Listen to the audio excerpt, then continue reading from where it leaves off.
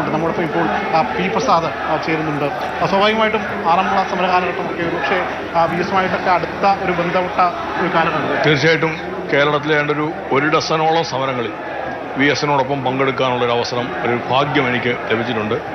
അതിൽ ചില സമരങ്ങളെല്ലാം ഞങ്ങൾ വി എസിന് മുമ്പാകെ അവതരിപ്പിക്കുമ്പോൾ ആ സമരത്തിൻ്റെ പ്രാധാന്യവും പ്രത്യേകതയും മനസ്സിലാക്കി വി എസ് അതിൽ പങ്കാളിയാവുന്ന ഒരവസ്ഥയായിരുന്നു. അത് ഞങ്ങൾക്ക് പകർന്നു തന്ന ഊർജ്ജം ചെറുതായിരുന്നില്ല.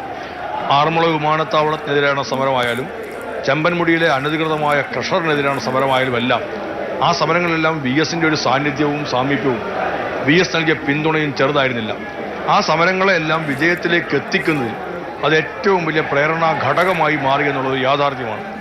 അതുകൊണ്ട് തന്നെ നമുക്ക് ആർക്കും മറക്കാൻ കഴിയുന്നൊരു പേരല്ല സഖാവ് വി എസ്. അങ്ങനെ നിരവധിയായ സമരങ്ങളിലേക്ക് സ്ത്രീ പീഡകരോട് അല്പം പോലും വിട്ടുവീഴ്ച അദ്ദേഹം ചെയ്തിരുന്നില്ല.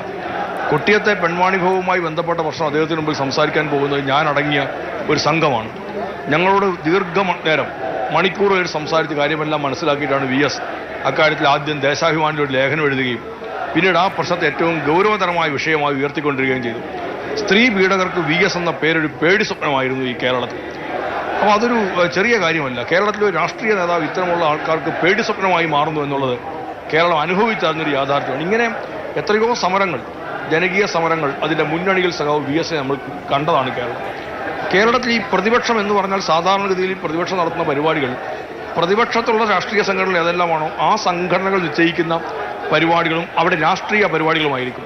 പക്ഷേ വി എസ് കേരളത്തിൻ്റെ പ്രതിപക്ഷ നേതാവായപ്പോൾ ജനകീയ പ്രശ്നങ്ങളാണ് വി എസ് ഉയർത്തിക്കൊണ്ടുവന്നത്. അപ്പോൾ രാഷ്ട്രീയ അജണ്ടകൾക്കപ്പുറത്തേക്ക് ഒരു ജനകീയ വിഷയങ്ങളെ പ്രതിപക്ഷ നേതാവെന്ന തരത്തിൽ ഉയർത്തുന്നുണ്ട്. കേരളത്തിൽ സമാനതകളില്ലാത്ത ഒരു പ്രവർത്തനമായിരുന്നു ആ സഖാവ് വി എസിൻ്റെ ഭാഗത്തുണ്ടായത്. ഇപ്പോൾ പ്രതിപക്ഷ നേതാവ് എന്ന് പറഞ്ഞാൽ ജനപക്ഷ നേതാവെന്നോ അല്ലെങ്കിൽ ജനകീയ വിഷയം ഉയർത്തുന്ന നേതാവെന്നോ തരത്തിൽ പുതിയൊരു നിർവചനം കൊടുക്കാൻ സഖാവ് വി എസിനായി എന്നുള്ളത് മറ്റൊരു പ്രത്യേകതയാണ്. ഇങ്ങനെ ഒരുപാട് കാര്യങ്ങൾ നമുക്ക് വി എസിൻ്റെ അടുത്ത് പറയാൻ കഴിയും.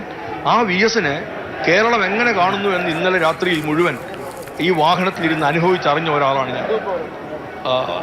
102 വയസ്സുള്ള ഒരു മനുഷ്യൻ, കഴിഞ്ഞ 6 കൊല്ലമായി കേരളത്തിൻ്റെ സജീവ രാഷ്ട്രീയ രംഗത്ത് ഇല്ലാതിരുന്നൊരു മനുഷ്യൻ ഇത്രമേൽ ചെറുപ്പത്തെ സ്വാധീനിക്കുന്നുള്ളത് എന്നെ അത്ഭുതപ്പെടുത്തി. അദ്ദേഹത്തെ മാത്രമല്ല കേരളത്തെയും അത്ഭുതപ്പെടുത്തുന്നതാണ്. കഴിഞ്ഞ 6 വർഷമായി അത്ര സജീവമല്ലാതിരുന്ന ആൾ ഇന്നത്തെ യുവാക്കളെ പോലും ആവേശത്തിൻ്റെ കൊടുമുടിയിലേക്ക് എത്തിക്കുമാറാണ് അദ്ദേഹത്തിന് വിട ചൊല്ലാൻ പുതിയ തലമുറ വരെ ഒഴുകിയെത്തിയത് എന്നതാണ് പി പ്രസാദ് പറഞ്ഞു വയ്ക്കുന്നത്.